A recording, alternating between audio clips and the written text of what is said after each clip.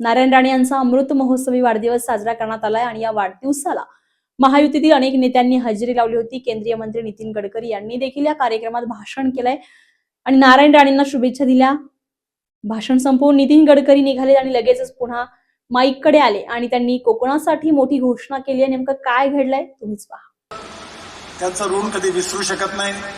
आपल्या सगळ्यांचे आशीर्वाद, आपल्या सगळ्यांच्या शुभेच्छा, आमच्या सगळ्यांच्या शुभेच्छा त्यांच्या मागे आहे आणि असंच त्यांचं पुढलं 100 वर्ष जेव्हा पूर्ण होतील एवढ्याच आनंदाने आपण त्यांचा सत्कार करू असा मला विश्वास आहे।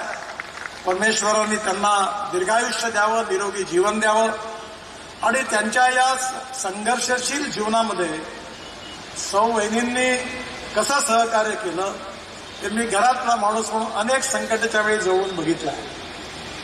त्या सर्व प्रसंगात त्यांच्या मागे खंबीरपणे उभ्या राहिल्या आणि एक आदर्श संसार देखील त्यांनी सांभाळला। मी राणे साहेबांना, वहिनींना मनापासून खूप खूप शुभेच्छा देतो। असाच सुखी संसार असाच पुढे जात राहील आणि साहेबांना दीर्घायुष्य आणि निरोगी जीवन प्राप्त होईल असा विश्वास व्यक्त करतो आणि माझं भाषण संपवतो। धन्यवाद, नमस्कार। धन्यवाद आदरणीय नितीनजी साहेब यांच्या समवेत आदर का महत्वाचा आहे आणि आदर का येतो हे त्यांची वाणी आणि अमोघ वक्तृत्व ऐकल्यानंतर आपल्याला प्रचिती येते। मी मगाशी म्हटलं की त्यांच्यासोबत ब्रँड येतो। एक आकडेवारी मुद्दाम सांगतो की 2014 पर्यंत रस्त्यांचं जाळं होतं ते 91,000 किलोमीटर होतं। जेव्हा गडकरी साहेबांनी तो पदभार स्वीकारला आजपर्यंत 2026 पर्यंत 1,46,527 एवढं आपल्या रस्त्यांचं जाळं झालेलं आहे आणि हे केवळ गडकरी साहेबांमुळे झालेलं आहे। जोरदार टाळ्या वाजवूया। आणि मी यानंतर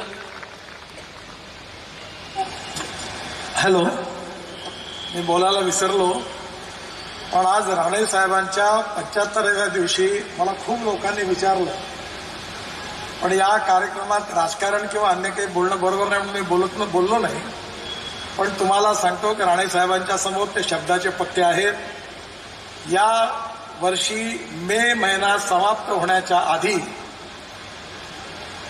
मुंबई गोवा मार्ग पूर्ण होईल आणि या पावसाळ्यात तुम्हाला त्रास होणार नाही। नवनवीन घडामोडी पाहण्यासाठी स्टार महाराष्ट्र न्यूजला सबस्क्राईब करा आणि ताज्या बातम्यांचे अपडेट मिळवण्यासाठी बेल आयकॉनला प्रेस करा आणि परिपूर्ण बातमी बरोबर रहा, इतरांपेक्षा एक पाऊल पुढे।